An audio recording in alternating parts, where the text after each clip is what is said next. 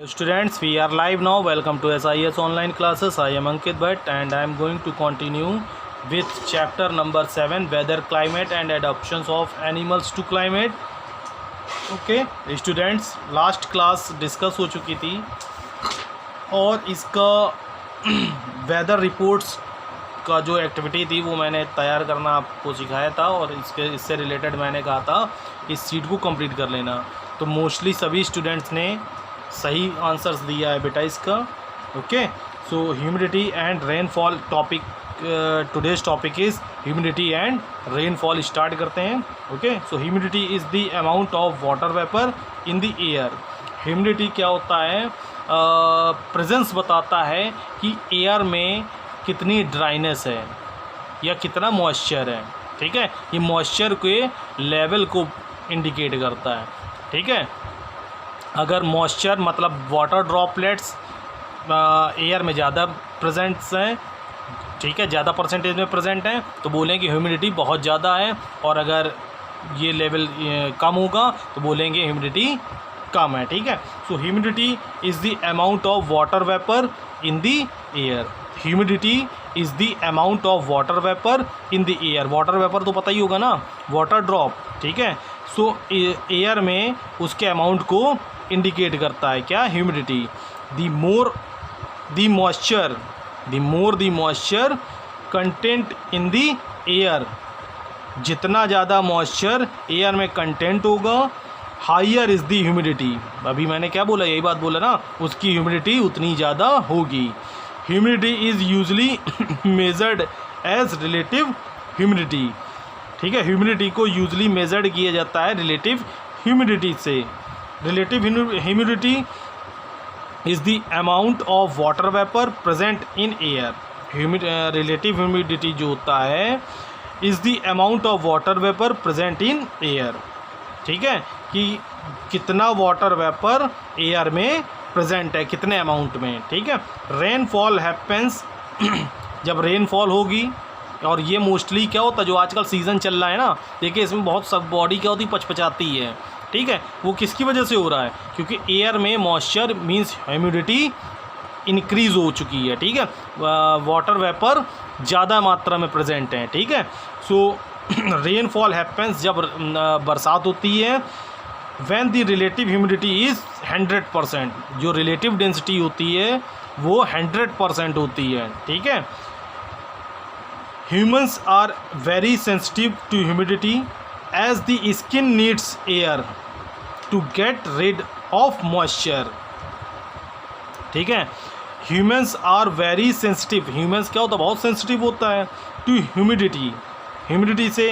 As the skin needs air, और उसकी जो स्किन होती है वो क्या मांगने लगती? एयर को। इसीलिए देखिए बरसात में जो इस सीज़न में क्या होता है, बहुत हम लोगों को उलझन होती है, क्योंकि जो हमारे जो बॉडी का जो पार्ट होता है ना, ये भी क्या करता है? एयर को शक करता है। ठीक है, तो जब इसको एयर नहीं मिलेगी, मॉइस्चर ज़्यादा होगा, तो भाई हमारी बॉडी में क्या होगा? एक लेयर जैसा बना देगा।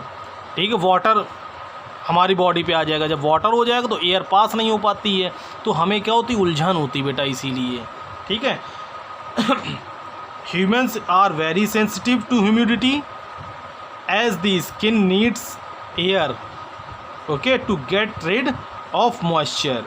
The process of sweating keeps our body cools.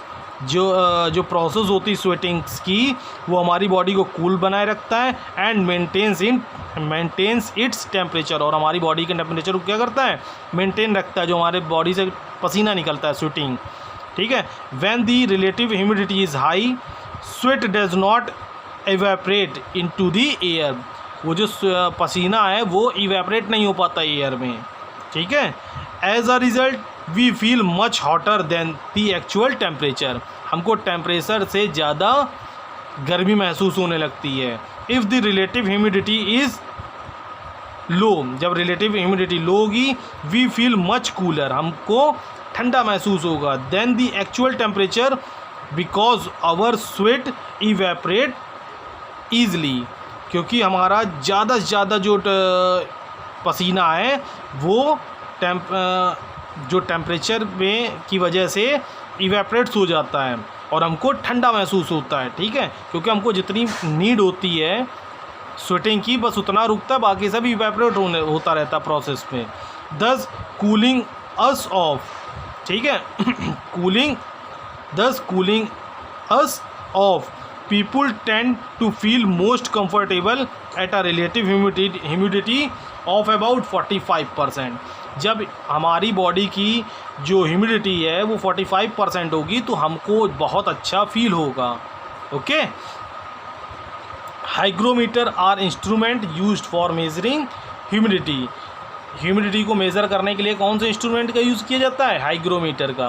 Okay, simple जैसे रेनफॉल को मेज़र करने के लिए रेन गेज का यूज़ होता है, टेम्परेचर को मेज़र करने के लिए थर्मोमीटर का यूज़ होता है, वैसे ह्यूमिडिटी को मेज़र करने के लिए हाइग्रोमीटर का यूज़ होता है। Okay, a simple form of a hygrometer is known as a psychrometer, ठीक है। जो सिंपलेस्ट फॉर्म होता है हाइग्रोमोमीटर का उसको किस नाम से जानते हैं? फिस्क्रोमोमीटर्स के नाम से। इट कंसिस्ट ऑफ 2 थर्मोमीटर, जिसमें 2 थर्मोमीटर्स देखिए इस टाइप से लगे होते हैं, one with a dry bulb and the other with a wet bulb. एक में ड्राई बल्ब लगा देते हैं और एक में वेट बल्ब लगाते हैं। The wet bulb is always kept wet to measure the temperature. Wet bulb जो होगा वो हमेशा कैसा रहता है? वेट रहता है, टू मेज़र दी टेम्परेचर को मेज़र करने के लिए। ड्यू टू इवेपोरेशन प्रोसेस में the temperature measured by the wet bulb thermometer is usually lower than that of the dry bulb thermometer. और जो the temperature measured by the wet bulb thermometer is usually lower than of the dry bulb. जो dry bulb का जो से अगर हम इसको temperature को मेज़र करेंगे तो वेट बल्ब का जो मेज़रमेंट है वो हमेशा क्या रहेगा? ड्राई बल्ब से हमेशा नीचे रहेगा।